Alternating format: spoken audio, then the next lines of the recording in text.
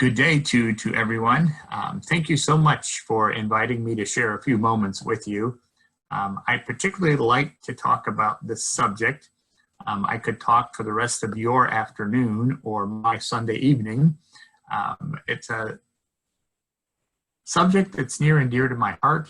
I've seen it done really well, and I've seen it done really poorly in the 4+ decades I've been in the genealogy space. Just a quick bit of background for me. I stumbled into the library profession. I was very interested in family history and family story as why people do family history. I was very interested in just local history, why people settle where they settle. And I took a job in a library, in the library that I'm currently employed in, very, very early in my academic career. And I fell in love with the Genealogy Center as a place where I could grow my knowledge of history and help people find their stories. And I'm really passionate about that. I had the great fortune of penning an article just a couple of years ago for our National Genealogical Society about the power of story, about how very important story has been in the lives of humanity, all of humanity, for thousands upon thousands of years. I think only recently, maybe in the last century or so, we've really kind of sort of begun to recognize how important that is. And only probably in the last half generation have we really seen how important and felt how important family history is. So I titled my presentation Something for Everyone, because I believe all of us who work in libraries, and we work in libraries because we have some kind of passion for helping people. Lord knows we don't work in libraries because that's where all the money is. In fact, libraries struggle to maintain adequate funding and maintain adequate staffing. So first of all, I want to congratulate all of you for working in the library space, in the library and archive space.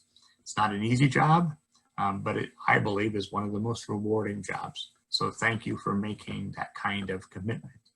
One of the neatest things about the mid-1990s to present day is how technology has been deployed in the library space, and specifically in the family history space inside libraries. And that's why I can say we as library workers, we can provide something for everyone.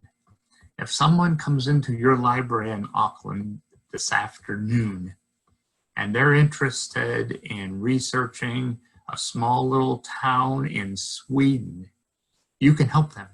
You can assist them. You can help them find their story or begin to find their story because of all the wonderful things that have been put on the web by so many amazing libraries, archives, not-for-profits that are really all dedicated to helping people find their family history. So I'm going to be a little biased in that I'm going to talk a lot about North American libraries. So if your libraries in New Zealand are much better than ours, I will laud you again, because that's wonderful. In North America, you can divide people who work in libraries into several different groups, if you will. A lot of librarians and library workers today, August 2020, still don't like, and I use that intentionally, I use that phrase intentionally, don't like genealogists, don't like family historians, because they're troublesome patrons, troublesome customers. And do you know how they define troublesome? They ask a lot of questions and they want to use a lot of library resources. Isn't that why we exist? Aren't we here to not gatekeep and lock away our resources, but to make them accessible and to make them available? So still, I do a lot of consulting for small and medium-sized public libraries here in the United States. And again, it's about an even split down staff. And surprising to me, doesn't even matter how many years the person has been working in libraries or not. About half the people think that genealogists are just like any customer and they're really devoted to serving them. And about half the librarians are like, oh gosh, I really hope someone else takes this customer who wants to do family history because I don't really want to. I don't understand that mentally. I don't understand that mindset. I understand it a little bit as far as if you really don't want to be bothered with customers, then no, you're not going to like genealogists. But I would ask, if you don't really want to be bothered with customers, why are you working in a library?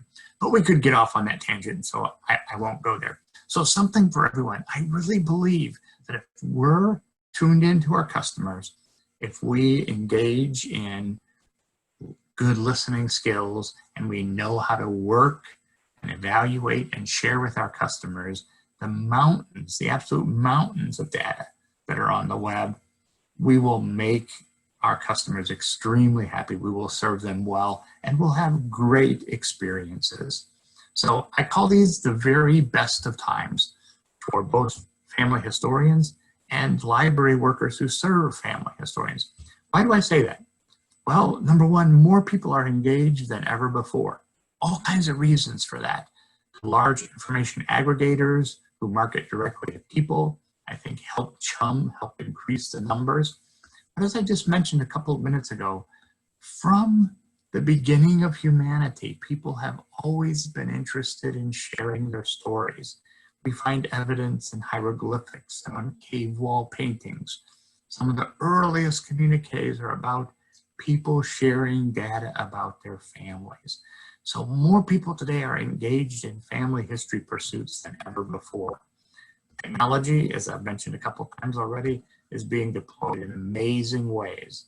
Sometimes governments will curtail a little bit of the use, but we will find ways to deploy technology that are safe and that help us do our family history research.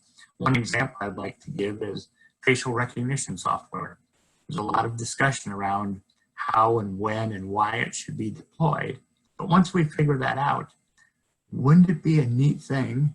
And there are some sites where you can begin to do this already, some large sites. Wouldn't it be a neat thing to scan a couple of hundred of your unidentified family photographs, have your customers do that, and hit that up against facial recognition software and have it go through identified photographs for matches? That's just the tip of the iceberg. Being able to gather data together, to marry documents and key data, and then have a program help us arrive at better conclusions. The scanning and the optical character recognition. Now there are several organizations that are working on optical pattern recognition, which is reading handwriting.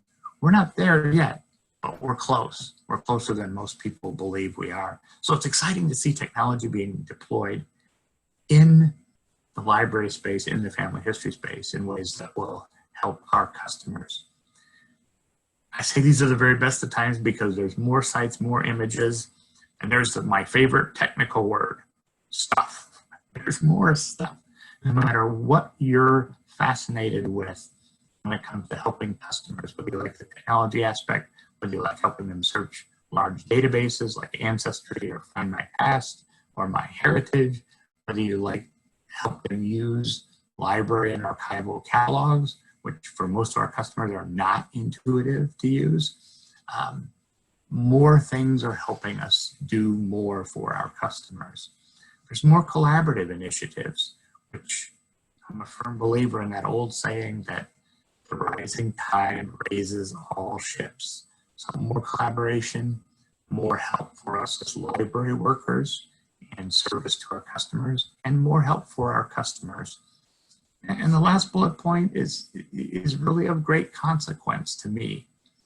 I believe, and I'm going to get just a little off for a moment or two, I believe deep in every human being is a yearning to know who they are and where they came from. Alex Haley, who is a famous American writer, an African-American writer, had a saying. He said, marrow deep inside your bone is the yearning to learn about your family. So when you have technology, you have so much data being published, both electronically and in print, more people can play, if that's the right term. More people can do family history research. And it's a pretty awesome thing. It's a pretty amazing thing. So I consider these the best of times. If you know of library workers who don't particularly like helping genealogists, they would probably argue with me about these being the best of times, but it's like, oh my goodness, all this technology, all this data, all these publications are bringing more people into our space. And they may claim that they're not sure they like that. Well, more people are coming to our spaces because they want to find their family histories. I always like to pause for a moment and ask, who are these people? Just to make sure we check our stereotypes. So it may be that in many of our libraries, it may be the retired or the more mature individuals on the more mature side of life that do family history. I would forward a hypothesis to you that they may be the only ones coming into your facility, into your library, into your archive, but there's way more than them interested.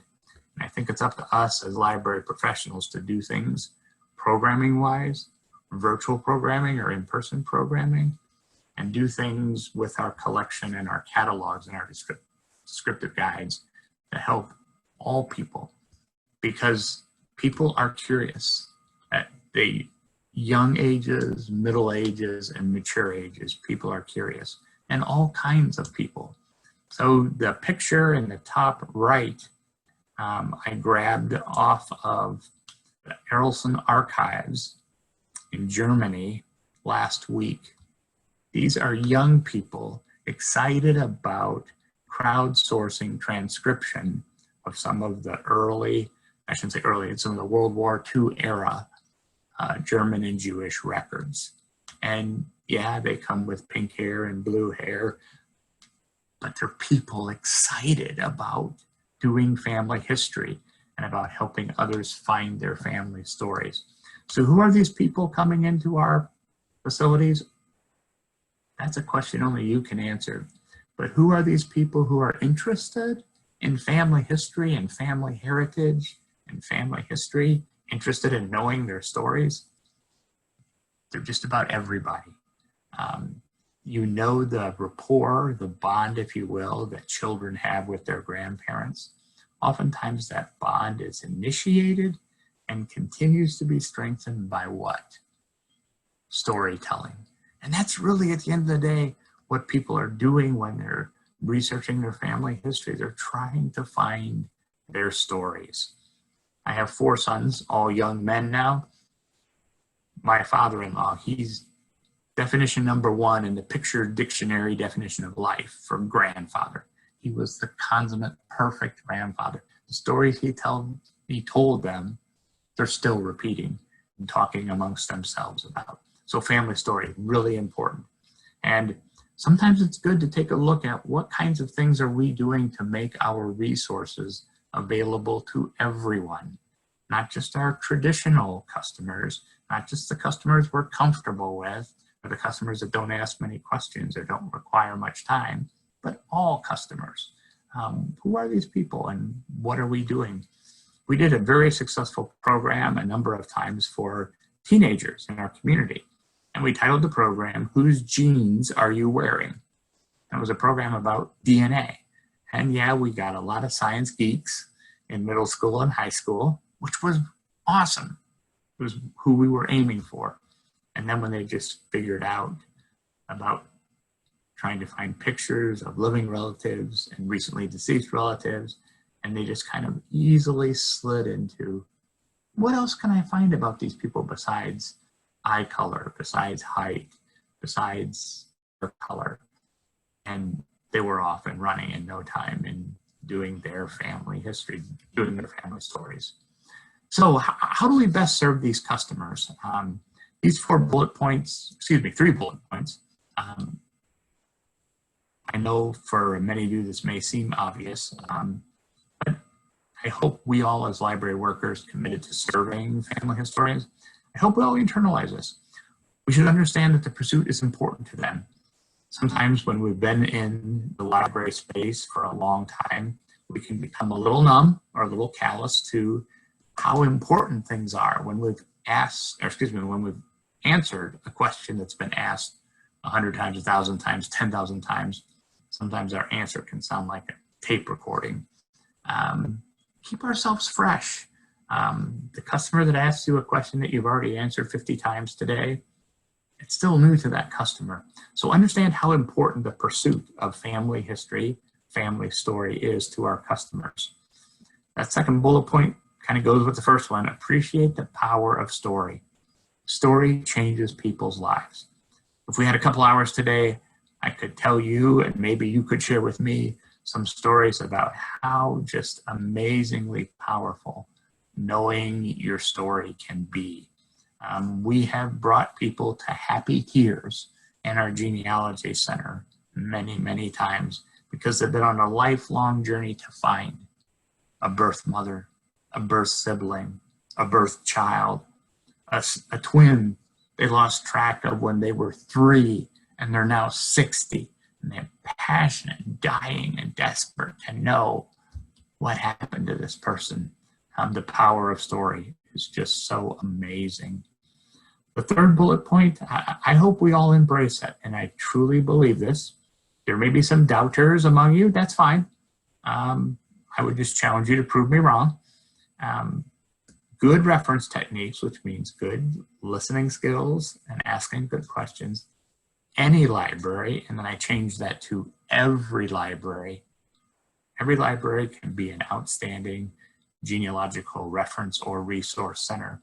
And I would dare say you can do it with precious few books, precious few print materials. Now, please don't misunderstand. I am not one of those archivists or librarians who believes that everything's online. We don't need any print collections. We know that's not true. We know there's many, many, many copyrighted works, many, many other works that maybe aren't copyrighted but still are not digitized and not available online. But we can do so much for our customers. And that's what I want to spend a few moments talking about today. If all of this is old news to you, if you already know all of this, well, kudos to you, because then you're already doing a really awesome job in serving your family history customers. I think in opening ourselves up to good listening skills, I think there are a couple things we should keep in mind. Sometimes, and again, it seems to cut across all age groups, sometimes we as archivists and library workers and librarians believe that we need to give the customer the answer. Well, with genealogists and family historians, it may take years to find the answer. What we want to do is we want to teach them rather than provide. I know it's a tired old saying, but I kind of like it. When people are in the family history, family story space, we have a great opportunity to teach them to fish rather than give them a fish. So people come into our department all the time with into the genealogy center with very little information, and they want to find a colonial, like they want to find an ancestor 200 years ago and they don't know their grandmother's maiden names. They want to find someone who was fought in the American Revolutionary War in 1776, but they don't know who their grandparents are. So we need to embrace that role of teaching. We don't need to take on the burden of, oh my gosh, I need to find their Revolutionary War ancestor. No, you don't. No, I don't. What we need to do is we need to help them learn the process of gathering data to support or refute a hypothesis. How does that sound for academic? But that's essentially what we're doing, right? Our customers are creating a hypothesis and then they're trying to gather as much data as possible to say, yep, that's true, or nope, I don't think that's true. Every generation, if you will, there's kind of a new hypothesis. There's a new, well, these are my parents. Well, these are my grandparents. Well, these are my great-grandparents, etc. So engaging genealogists successfully, I think, means changing our role from needing to provide them with the answer to helping them learn the process. Now, forever ago, when I was in library school, heavy focus, like 90% or greater focus was on the customer should not have to work to find the answer. You library worker, you should find the answer for them.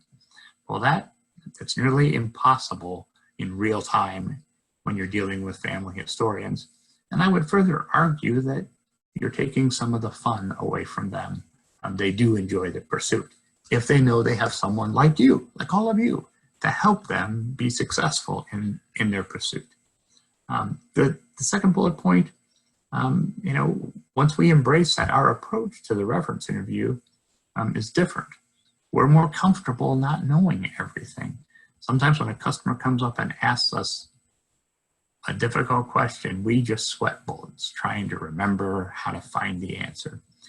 Here in the United States, it's not easy to track the history of laws. So if someone comes in and they say they want to find the case history on a Supreme Court law, Supreme Court ruling, Supreme Court law, Supreme Court judgment, you can almost see the beads of sweat come on the foreheads of librarians everywhere, because it's, how am I going to find this answer?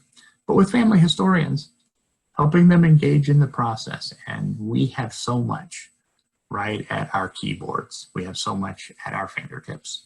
So hope you embrace that. I don't think I have to tell anyone who is a library worker or an archive worker that deals with genealogists. They typically tend to ask their questions in the form of a story. They communicate best through stories.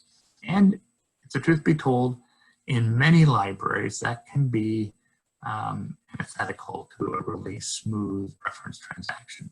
That can sort of be really injurious to a smooth reference transaction. So I could regale you with several tales. I don't know why. I need to study more psychology to find the answer. But because family historians are so wrapped up in finding their stories, they ask questions and relay information in story, like we're supposed to care. And while we do care generally, we can't care at a deep level about every single family historian's story. But that's how they communicate. So we need to get used to that, and we need to get used to trying to get them to focus.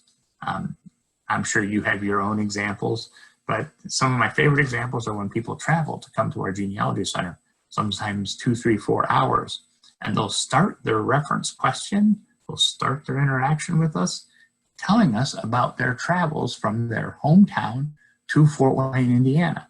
And while it might be funny, while it might be comical, while it might be really exciting to them, it contributes nothing to their reference question. But as library workers, we need to be polite, need to appear engaged, and then ask a question that's pretty simple right around the idea of, what can I help you find today? What are you looking for today? I'm so glad you're here. What can I start you off looking for today? Some reference professionals, some library workers here in North America get automatically put off by the storytelling method of genealogists when they're trying to communicate. I would just encourage you not to allow yourselves to do that. Don't get turned off by that. It's just how they work. You and I have the power to rein that storytelling in by just simply asking, glad you're here. What can I help you do? What can I help you do today? So I want to spend a good number of minutes just demonstrating, and some of this, most of it may be all old news to you. And again, I commend you if it is, because that means you're serving your customers well. The old Egyptian Alexandrian library that tried to collect everything in the world, building our collections, no matter where we are in the world, in Indiana, Auckland, New Zealand, County Down, Ireland, St. Petersburg, Russia, doesn't matter. We have access to so much data online, good data, that if we have an internet connection and a keyboard, we can help customers get a successful start, even if we know nothing about what they're researching. I can tell you, I know nothing about how to successfully do research in St. Petersburg, Russia. I know nothing about how to successfully research in County Clare, Ireland. I know nothing about that. But I know that if I am a good listener and I engage with my customer who might be interested in either of those places, I can begin to find things online and work with the customer to see whether we're getting close or further away from what the customer, he or she, already believes that they know. So I call it Alexandria in our midst, because there's so much digitizing going on and so many good sources online that we really don't have a reason not to help our customers, again, no matter what they're interested in. So on our Genealogy Center's homepage, I have this little box. We have this little box called Family History Archive. I'm going to quickly walk through these 5 things. I'm going to move my cursor a little bit. Family History Books, FamilySearch.org, Internet Archive, Compendium, and We Relate. They're all the same and kind of different at the same time. But this is an example of what I mean by, oh my goodness, we have an immense amount of data at our fingertips. So, and I'll go into some other sections as well. But Family History Books, the Family Search Digital Library. You know that your library, no matter where you're stationed, no matter where you are in the world, even if you decide to have your own personal genealogy services that you offer to other people, every single person on planet Earth, and hence every single library, has access to over 500,000 free books online that you can read online, that you can search online, that you can download in their totality if you want to. I don't know why anyone would want to download 500,000 plus books, but you could do that. While it's heavily North American and British Isles focused, it's growing all the time. Our library participates with Family Search and about a dozen other libraries around the world, major libraries, and probably 200 regular size, medium size, and small libraries around the world, digitizing copyright clear public domain books. All I can say is, oh my goodness.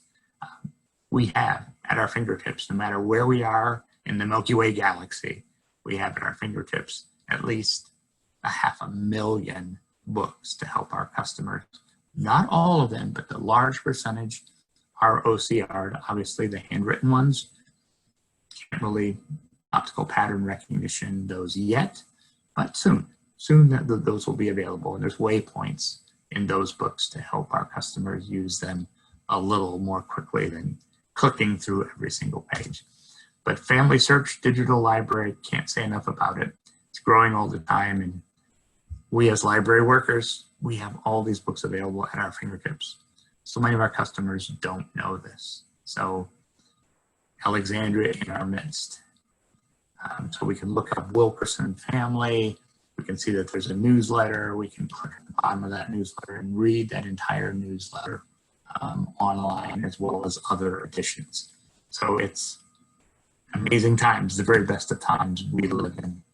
Second thing that should be our reference colleague, as the slide says, is the Family Search Wiki. Some of you might think that I am a member of the Church of Jesus Christ of Latter-day Saints because I'm advocating so strongly for their resources. No, I'm not. I am not an LDS member, but they do awesome work and they have awesome collections. So the Family Search Wiki, over 93,000 vetted wiki articles, if you will. This is one wiki that isn't just open to anybody. Everything in this wiki is juried and vetted. It doesn't make it perfect, but it means it's really good information. Anywhere in the world you can click on, you can search for that area. And I just searched on Belgian. There'll be a page with hundreds of links to online Belgian resources.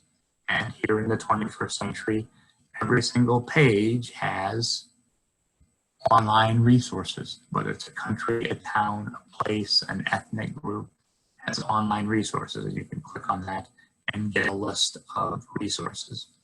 So someone walks into our library in Fort Wayne, Indiana, United States, and they're interested in St. Petersburg, Russia.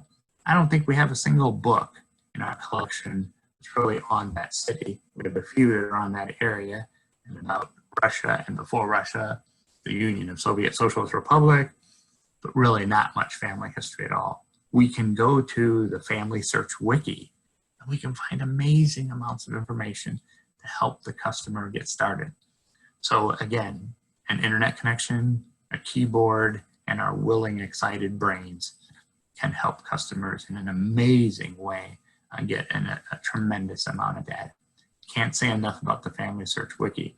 And I have to admit that, you know, selfishly speaking, it's saved me many times when I don't want to disappoint a customer, even here in the United States. Someone will come up and they'll want to know about researching in a bayou in Louisiana. It's a southern state down by the Gulf of Mexico. And it's like, oh my goodness, I've never searched down there. I've never been in those repositories. I go to the Family Search Wiki and I get a lot of answers. And I know this isn't a driver or a factor for most of us, but we can look pretty darn intelligent when we access the Family Search Wiki. The third of those 5 resources I showed you just a few minutes ago, Internet Archive, again, heavily focused in North America and the British Isles, but it too is growing. They're trying to tap national libraries around Europe, Eastern and Western Europe, and they will continue to grow around the world as well. But they have millions of items. Their founder, Brewster Kahle, has said what my initial slide said. He wants to be the 21st century Alexandrian library. He wants to digitize everything he possibly can. To show you how crazy he is, he's actually digitizing the streaming of 54 different television stations. He wants to save everything. Well, historians have a thin slice of what he's saving, but his data pool is so large. He has millions upon millions of items. So you can search under a family name. Just want to show you that our library, we have an Internet Archive scanning center in our library, and there's over 100,000 items from our collection that are freely available on the Internet Archive, and that grows literally every year. But I wouldn't just search our collection. If you're searching the Internet Archive, I would search the entire archive and see what comes up. You can always narrow your search results. We as library workers are pretty good at narrowing search results using facets, narrowing the search term, using Boolean logic. So cast a wide net, see what's out there, and then work to narrow your resources. What I like about the Internet Archive is you can search inside a text, and I'm moving my mouse toward that search box right there where you can search inside the text. You can change your view to a film strip view, single page view. Over on the side, you can enhance, enlarge the image, reduce the image. And if you want to listen to annoying electronic voices, you can actually have a reader read the book to you. I don't advise that unless you're trying to use that to put yourself to sleep. Internet Archive, a great resource. Linkpendium, almost totally North American focused in the top part, but they are starting to build a collection of links for the British Isles. But this down here is really applicable to all of us. These are surnames that are found on websites worldwide. Notice there are 9 million websites categorized by surnames worldwide. So wherever you find yourself in the world, you can use Linkpendium to do a quick dive on, hey, are there any pages that have prominently featured or have indexed any of these names? It's amazing. Over 9 million surname pages worldwide. It's pretty impressive. The last thing I want to show you, there's the screenshot from the English British Isles portion. The last thing I want to show you in this section is a project that didn't get off the ground. That our library started in conjunction with the Foundation for Online Genealogy. What we were trying to do is get libraries in North America, and again, we failed. I'll admit that we failed. But we're keeping the site up because there's over 2 million records and family pages in this site. We were trying to convince libraries to stop putting things in vertical files uncatalogued. I'm not a proponent of vertical files because who knows, except the library staff person, what's in that vertical file. Today, more than ever, people are not going to search willingly through mounds and mounds of barely indexed and barely categorized materials. So we were trying to convince libraries that instead of accepting material for the vertical file, get permission from the donor to have it digitized and put online so that everyone can share it, everyone can have access to it, and we would build this large virtual vertical file. Didn't get any traction on that, but nothing ventured, nothing gained. And again, we have a couple million neat pieces of data. So this is just a typical family page. The Cherokee First Nations group put up a project page there just to share information and have people use it and contribute to it. It was fairly detailed. And then we had a couple of crowdsourcing experiments. So we just posted this photograph from a school safety patrol from a Catholic school in Fort Wayne, Indiana. And only 2 people were identified in that photograph. But there were enough people living who remembered kids in the school or were kids in the school that every single person except for one, there are 2 question marks here that we still don't know that person, but every single person except one was identified. That's the power of technology and the power of people wanting to share their family story, wanting to be identified. So it didn't take off. Again, we're keeping the site live just because it is an example of an attempt that maybe wasn't the right time or maybe wasn't the exact right technology. But I wanted to keep that in there as an example and a challenge to all of you. Try things that are new with technology that you believe might benefit your customers. Will everyone soar? No, they won't. Not every single program you put together, but some good comes out of it, and there are lessons learned. So that's the We Relate, our attempt to try to create a large Uber vertical file. Who knows, maybe someone in the audience will have a better idea of how to do that. So we've looked at the big 5 that we point to off of our website. I want to spend just a little bit of time, and I know our time is waning more rapidly than I would like, but I used this in one of my presentations over the weekend. I want to visit it again, and whether you specifically have the same type of libraries as we have in North America or the British Isles, the information retention hierarchy or scheme still does apply no matter where you're at in the world. When you are looking for information, when you're helping a customer look for information, think of a target or a bullseye.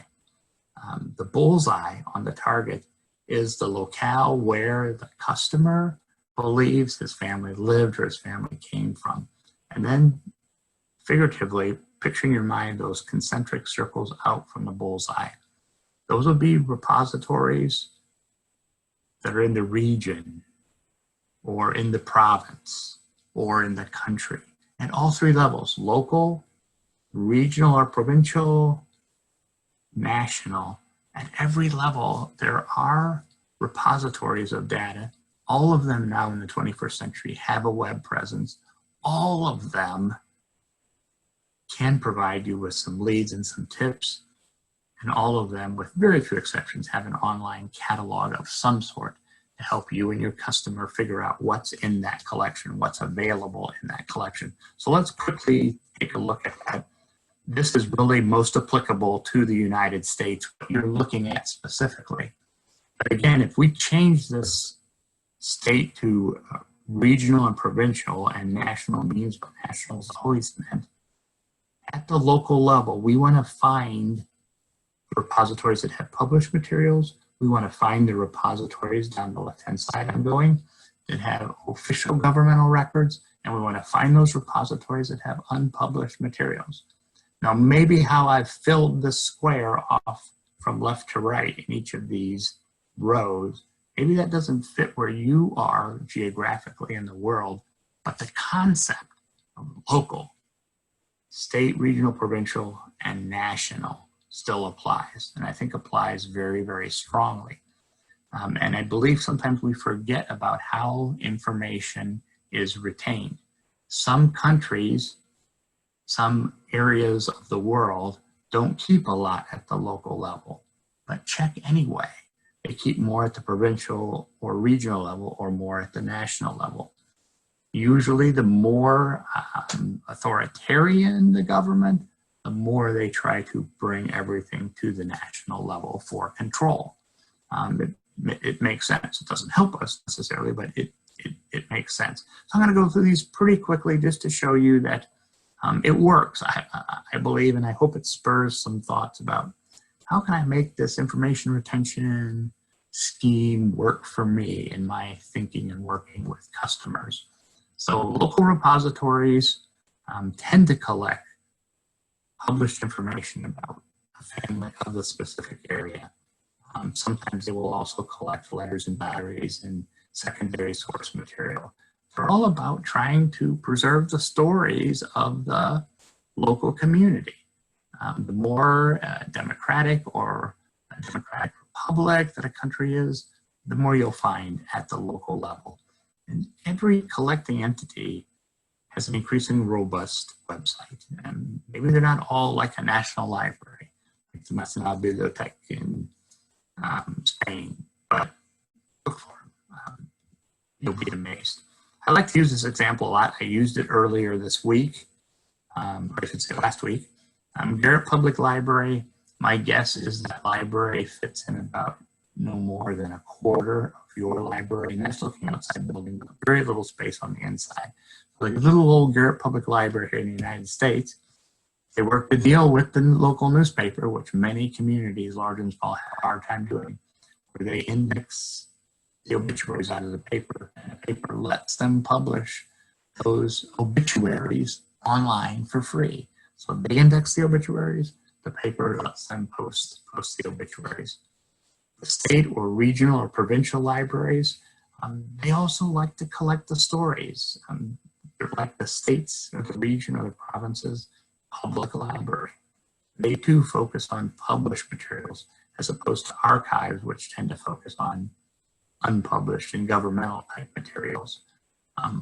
Most provincial libraries have increasingly large, even if they're still small comparatively, but from nothing to something, genealogy and local history files, growing numbers of online indices, online guides, things that our customers can search. United States Library of Congress, that's moving from the provincial, state, up to the national level. And there are many national libraries. Sometimes access to a national library is very limited in some countries. In some countries, it's increasingly more welcoming and open. The pandemic hasn't helped our access to many of these libraries in person, but because they have increasingly robust online sites, we can visit all of them. So our Library of Congress, the online catalog, and I hope I don't scandalize anyone, or I hope I'm not speaking heresy, but oh my goodness, anyone who's listening to this could make themselves a tidy little fortune by trying to come up with a library catalog that's intuitive for our customers. I hope I'm not too forward here, but I've been in the library space for more than 41 years. Library catalogs have made such little progress in that time period. Library catalogs really stink. They don't look anything like Google. They don't look anything like Amazon. We just got a brand new catalog from OCLC, which is a large information aggregator, not-for-profit library service company here in the United States, but has worldwide reach. We feel like we went back to the 1980s. So library catalogs, that's where we can really score with our customers, because we can help them use library catalogs. Advanced search is usually the best search in any library catalog, and many search engines, many information aggregators, websites. But our customers tend to be scared away from it because it says advanced, and oh, I'm not advanced, it'll be too complicated for me. Really, it's the best search in most catalogs. Library of Congress has amazing digital collections if you can get to them, meaning if you can find them. And we can score with our customers and really helping them find great information. This is another national library, Netherlands National Library, Here's the National Library of Spain, and their digital collections. So increasingly, the digital collections are popping up on National Library websites and can be very, very useful to our customers. And this is a further look at the search page for the National Bibliotheca in Spain, where you can begin to help your customers search those digital assets to find good information. At the risk of sounding and looking and appearing immodest, I do have to include the Allen County Public Library in Fort Wayne, Indiana, where I work, as a major national library. We have 4 million, over 4 million, 4.2 million searchable records and pages on our website, in addition to information about our collection. So I mouse over our free online databases, and there's an amazing number of resources. What we try to put on our website are local things, as well as things that the large information aggregators like Ancestry and Find My Past and My Heritage, they're not big enough data sets for them to pay any attention to. So we try to pay attention to those and post those online for our customers to use. There are 2 ethnic groups that are extremely challenging to research here in North America. One is African American, those with African heritage. And so we have a special gateway, a way of getting into our collection that we put together to assist those customers. I say this because maybe in your community there's a particular ethnic group or a particular class of customer that has an especially hard time finding and accessing records. And maybe you could do a similar thing for them. Native American Gateway, First Nations here in North America, because their history is largely an oral history, very challenging for 21st century researchers to find out their family stories. So we have a lot of assistance online so that they can get familiar with what we have, get familiar with that type of research before they even arrive at our facility. And maybe they can springboard from this web page to another very specific tribe facility that would serve them even better than the Genealogy Center. We also collect a lot of military records from families who don't know what to do to preserve an ancestor's military heritage. So we have things from the founding of our country, Valley Forge Orderly book, through World War II and the war crime trials, to families of staff members at the library who have served in the Middle East, in Desert Storm, etc. So we really try to put together on our website really specialized resources. And the slide says, and there are more. These are all major organizations in the United States that have more than just local information on their websites. So again, there's really no reason for us not to tap into these resources. Local archives are at universities. This is a university in Indiana. There are state archives, provincial archives. They collect unpublished materials, online guides. This is just an example of a couple screenshots from the Illinois State Archive. You can find these literally all over the world. Missouri State Archives. Here's our national archives. And it's a challenging site to research. And the catalog or the calendar, the finding aid for the National Archives, is largely made for archivists, not for regular everyday customers. So again, we can score by helping our customers know how to access and use that material. This is sort of their research. If you click on their research button, this is what you would get, all these various options. And sometimes you can get immediately access to some actual historical records. This is, I believe, from the War of 1812 time period, and Bounty Land certificate from that same time period. And this is our National Archives collection of databases that you can search right online. Here's the United Kingdom's National Archives. Look at all those options where our customers might find leads to information or actual information about their families.